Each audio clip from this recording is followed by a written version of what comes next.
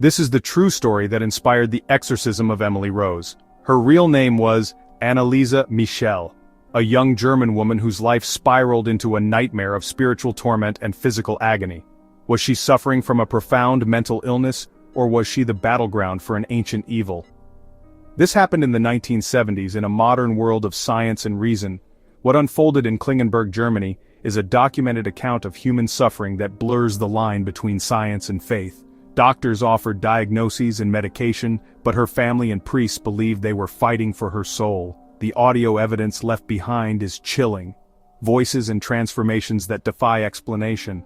Anneliese's case isn't just a ghost story, it's a tragedy that forced a community to confront the unknown. Was she a victim of medical negligence or a martyr in a spiritual war? As we journey through her story, you'll have to decide for yourself. The truth may be darker than any of us can handle. Anneliese Michel grew up in a devout Catholic family in Bavaria, excelling in school and dreaming of becoming a teacher. Her faith was deep and personal, shaping every part of her life. At 16, her world changed. She suffered a violent seizure, shocking her family. Medical tests found nothing, but the shadow of that episode lingered. A year later, another seizure led to a diagnosis: temporal lobe epilepsy, a condition known to cause hallucinations and mood swings. Medication offered little relief. Instead, her symptoms worsened. Anneliese tried to continue her studies, but disturbing visions and voices began to torment her. She saw demonic faces during prayer and heard voices condemning her. Medical treatments failed, and her family began to suspect something beyond illness. The line between sickness and possession blurred. Anneliese's suffering deepened, and her family's faith was put to the ultimate test. Was this a medical crisis or a spiritual one? The answer would change their lives forever. As Anneliese's condition worsened, medicine offered no answers. Anti-epileptic drugs failed to stop her seizures and may have worsened her mental state. Hospitalized and diagnosed with epilepsy and depression, she received no relief. Her behavior grew bizarre. Aversion to religious icons, hallucinations, and disturbing acts like eating insects and barking like a dog. Her family watched in horror as she transformed before their eyes. Doctors called it psychosis, but the Michels saw something darker.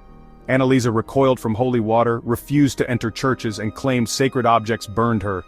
Desperate, her family turned to the Catholic Church, convinced she was possessed. A pilgrimage confirmed their fears. Anneliese could not approach holy sites. A guide declared her possessed, solidifying the family's belief. The church was now their only hope. They pleaded for an exorcism, convinced they were fighting for her soul. The battle between science and faith had begun. The Michel family begged the church for help, but priests were skeptical. The church, cautious in the modern era, urged continued medical treatment. Father Ernst Alt, witnessing Anneliese's violent reactions to the sacred, became convinced of possession. He appealed to Bishop Stengel, who finally authorized an exorcism in September 1975, under strict secrecy. Fathers Alt and Renz were tasked with confronting the darkness. The church had entered the war for Anneliese's soul. What followed would shatter all boundaries between faith and fear. Over 10 months, Fathers Renz and Alt performed 67 exorcisms on Anneliese. The sessions, recorded on audio tapes, captured chilling voices, some claiming to be Lucifer, Cain, Judas, Nero, Hitler, and a disgraced priest. The voices mocked, screamed, and debated the priests, while Anneliese's own voice was barely recognizable. Her physical strength was unnatural. It took several men to restrain her. She performed hundreds of genuflections, breaking her knees, and clawed at the walls. The priests battled with prayers and holy water, but the torment continued.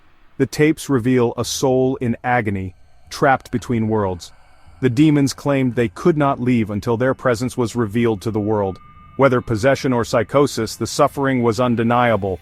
Anneliese's ordeal became a spectacle of horror. The exorcisms left her physically and emotionally shattered. The line between spiritual and medical crisis was obliterated. The tragedy was far from over.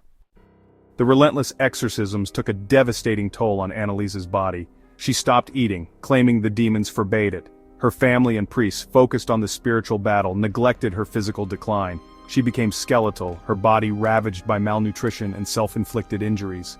Even as she wasted away, Anneliese believed her suffering had a divine purpose. No doctor was called, as the family feared it would interfere with the exorcism. On July 1, 1976, Anneliese died at 23, weighing just 68 pounds. The autopsy listed malnutrition and dehydration as the cause of death. Her tragic end marked the failure of both medicine and faith to save her. The exorcisms ended, but a new battle began, in the courts.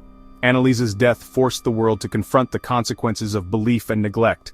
Her suffering was over, but the questions had only begun. The aftermath would haunt everyone involved. Anneliese's death led to a sensational trial. Her parents and the two priests were charged with negligent homicide. The prosecution argued she died from untreated illness and starvation. The defense claimed they were fighting a genuine possession, playing the chilling tapes in court. The trial became a clash between science and faith, captivating Germany. All four were found guilty but received suspended sentences. The court ruled her death preventable, but acknowledged the defendant's sincere beliefs. The case left a legacy of unanswered questions. Was Anneliese a victim of neglect or something unexplainable? Her story remains a tragic warning and a chilling mystery.